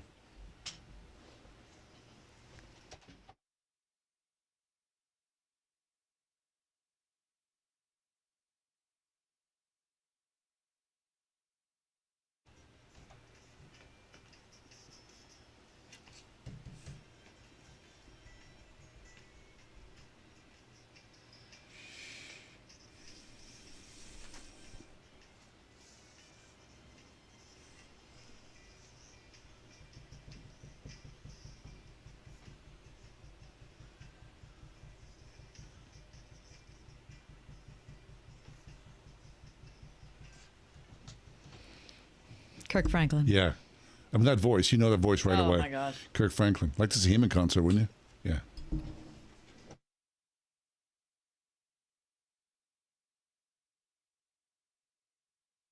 God calls us to a deep gladness because we, as believers, we all have a deep hunger. Grove City College knows about that calling, right? They assume, we all do, that caller is Jesus Christ, our Lord and Savior. And so Grove City is committed to helping people, young students, pursue the vision for our lives and believe that you'll be changed as you find your sense of purpose, your sense of calling in this world. And I think that's what we all want out of college, right? We want those 4 years that are filled with so much uncertainty to be ones that end up giving us the clarity we want. To give us a place. Yeah. And to give us the foundation of education and the foundation of relationships that we really want. Grove City's a special place, and not every school appeals to every kid or every parent. But this is the time, we're already in March, this is the time when applications are going out. This is the time when you need to make your college visits, your college, your phone calls, all those sorts of things. So if you're a parent of a high school senior or even a high school junior and sophomore who is interested in getting on the ball, this is the time to do it. So do yourself a favor and go up to Grove City and talk to somebody, get a tour from a student, and find out if that indeed is the right place for you and your family. We're all called to something. Don't you owe it to yourself to investigate the excellence of Grove City College? Look online first, gcc.edu. That's Grove City College. Spring is in the air. Spring is everywhere. Hi, it's me, Marcia from the Spring House, and spring is a great time of year on both our farm and our store. It kicks off with farm tours, and we just love sharing our farm with all those precious young folks. Graduation party season and wedding and shower season start up now, too. So my sister Jill and her catering crew are on the road in our red Spring House vans almost every day, delivering homemade country cooking to families all over the Tri-County area. My brother Sam and his farm guys are busy this time of year planting corn and pumpkins and hay, along with getting the cows milked and fed 2 times a day too. The Spring House store crew loves serving all the families that come to visit, to enjoy our homemade lunches and suppers, to take a zing down our hillside slide, and to top off their experience with a Spring House ice cream concoction like a strawberry ice cream shortcake. Come see us and let us share a little of our farm with you at the Spring House. 724-228-3339 or springhousemarket.com. Do you see that the inbound Fort Pitt tunnels are closing overnight this weekend? Yes, I did see it. Well, the good news is, you don't want to be out at 4 a.m. anyway. Exactly. And if you are out at 4 a.m., you certainly don't want to be on the tunnel. No. It's been a long time since I was out at 4 a.m., right? Yeah. I mean, it has been a long time. But those were the days. Were they? I was so proud of myself last night because I went to bed at 1. Oh, my God, 1? And I was like, seriously, because I was up and I was reading and I was really and then I got into bed and I was like, 1? This is stupid. Why can't I be proud of myself for going to bed at 11? But I just can't. I can't do it. I can't stay up late anymore. There's just nothing in me that makes me want to do that. I can always come up with another thing that I want to read or do or... I'm done. No, it's 10:15. I look at my watch and I go, oh, look, it's 10:15. Well, I guess I'll be going to bed soon. And you like that feeling. I'm super happy. I hate that feeling. I feel like there's so much more that I want to do. I get it. I know. But I don't know. I don't know if it's an age thing for me. Because I never would have done... Seriously, I used to live till 4 a.m. Yeah, right. Of course you did. But... Not anymore. That's all right. Not anymore. I got up early this morning because I had a lot of things to do. So I didn't sleep very much because I stayed up until 1. So then you feel horrible. Do you feel horrible right now? I will feel horrible later. Thank you for asking. And then you'll go to bed early tonight or no? Somehow you'll struggle through another... I should go to bed early tonight. You should. But I don't know if I will. Really? Okay, look, now my kid is working, his first full-time job, like you. He'd be going to bed at 2, 3. Yeah. I'd hear him tromping up the steps. Now? He's in bed early. 11 o'clock. Is that right? I'm like, and my heart breaks for him a little bit. Yeah, because you think, it's like when your kids find out there's no Santa. That's like, kind of how it feels, you know. I feel him and I know he's like, okay, he's starting his life and leaving behind that aspect of it all. But, you know, such is life, right? That's the way it goes. But you somehow are surviving till, what's the optimal time? That I would go to bed? Yeah. 3? Probably 1:30. Do you sit outside or do you stay inside? I stay inside. Huh. I don't necessarily want to be outside. Sitting in the yard? Is that too creepy? It's a little creepy. Why? I don't know. It just seems a little creepy. It's a nice neighborhood. Yeah, you're like hanging out. It still seems a little creepy. Really? No, I would. If I'm up that late, I'm outside. Okay. No, I'm inside. With the TV on or reading? Generally. Usually, if it's that late, the TV's on. Because doesn't that creep you out? Here's the thing. I could have gone to sleep several hours earlier because I was tired. But I decided there was one more thing I needed to look into or watch or read. It's you guys, I need help. It's a sickness. But, you know, a lot of people are up at that time of day, right? I know, but I think I'd be better off if I went to bed earlier. Yeah, I need to turn over a new leaf, you guys. Hey, thanks for being with us. Have yourself a great weekend. Enjoy yourself. Go to church on Sunday, and God willing, we'll see you Monday, okay? The Ride Home with John and Kathy, a production of Salem Media Group. This is Jerry Boyer for Townhall.com. The Securities and Exchange Commission recently sent a letter to Chevron denying the company's request to exclude a request from a shareholder for a vote from other shareholders, which asked the company to study the risks of giving up the production of fossil fuels. Green activists routinely try to cajole oil companies into trying to guess the effects of fossil fuel usage on the weather decades into the future. But one shareholder, the financial advisor David Bonson, is asking the more relevant question. What would happen to our investment value if Chevron got out of the oil business? It's high time that people who are actually investing their own money get into the game, which up until now has been dominated by activists. Exxon also will have a similar proposal on the ballot. It's their chance to speak up and defend what they do every day. Power the world. I'm Jerry Boyer. The Pepperdine Graduate School of Public Policy for those considering careers in politics and policy. We are everywhere on your radio at 101.5 WORD FM Pittsburgh, at wordfm.com, the Word FM mobile app, iHeart, TuneIn, and